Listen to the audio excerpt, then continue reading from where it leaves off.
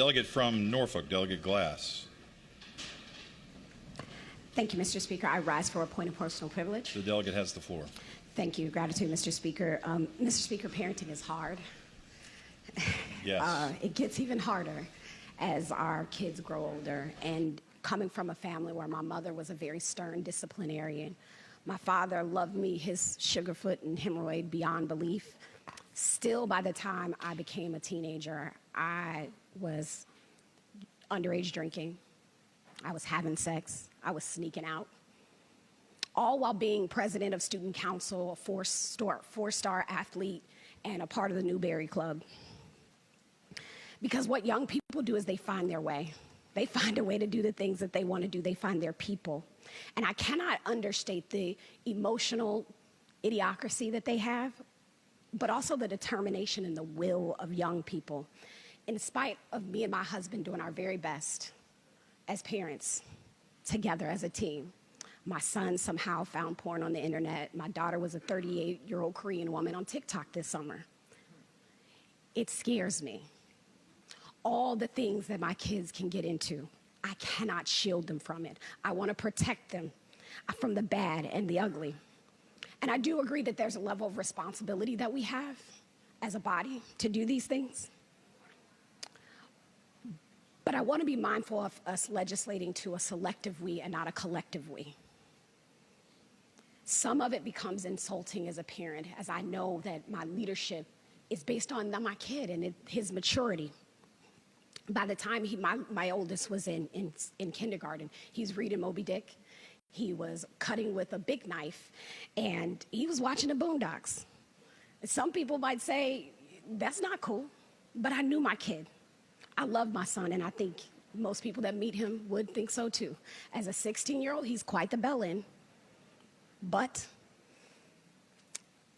what's more egregious is that from the time that he was in my belly and the first time that I looked in his eyes, I realized that I was going to have to chip away at his innocence. Something that many black parents can truly understand. And so I sit in this body and I was listening, and I had this issue last session too, just listening to folks wanting to take the bad books out of his hand, right? But not the bad police. So I brought House Bill 2051. And it just said, hey, if a kid's a kid, we're not going to let the police lie to them. We're not going to let them make these make promises that they can't meet. I even had someone tell me, yes, we can show a minor a deep fake video of them doing something, and it's perfectly legal to get a confession. That is painful. See, at 30-something years old, Mr. Speaker, my mother came to apologize to me and my siblings because she thought she was moving us to a good neighborhood where there was constant harassment by law enforcement. We went through it and watched up the street as some of our European American friends could do some of the things that we were doing. Mr. Speaker, I'll tell you that there's hope, though, because this past Friday, my son's English teacher called me and said, hey, your kid missed my class. But what he did do was he came back to me after the class and said, I missed your class because I wanted to do homework in another class and I knew you wouldn't let me. And she could have given him a 0 on a very serious test, could have given him after-school detention, but she came to work with me because she recognized there was a change in behavior.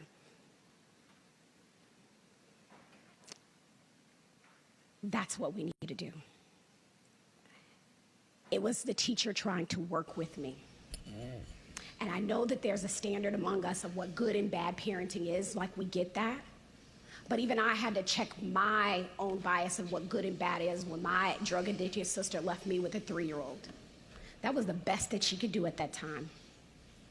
Everyone's best as a parent is changing from day to day. Your best gets better. Sometimes it gets worse, but we just keep doing it. I want to ask us in this body that as we think about how we sort of lead, especially when we're talking about how folks do the things that we do with our children, that we recognize that parental leadership, it's achieved when us as parents, practitioners, and folks, we build these effective partnerships on mutual respect. It's a shared responsibility. The children belong to all of us. So I sit in the seat to be next to the kids. It's expertise, it's leadership, it's the decisions that are being made to affect not only our own families, but other families and other communities. We cannot dismiss these kids on these issues. So the other day when we sent these pages out of the room, Mr. Speaker, because we thought we were going to have an adult conversation, they did what most young people would do. They run the tapes. They went back and found it. I think they were watching it in House Room 3. Probably. The unfortunate thing, Mr. Speaker, is that we're living in a time where there's so much access, and it is scary. We cannot legislate morality. We cannot keep our children from everything, but we can agree that parenting is hard, Mr. Speaker.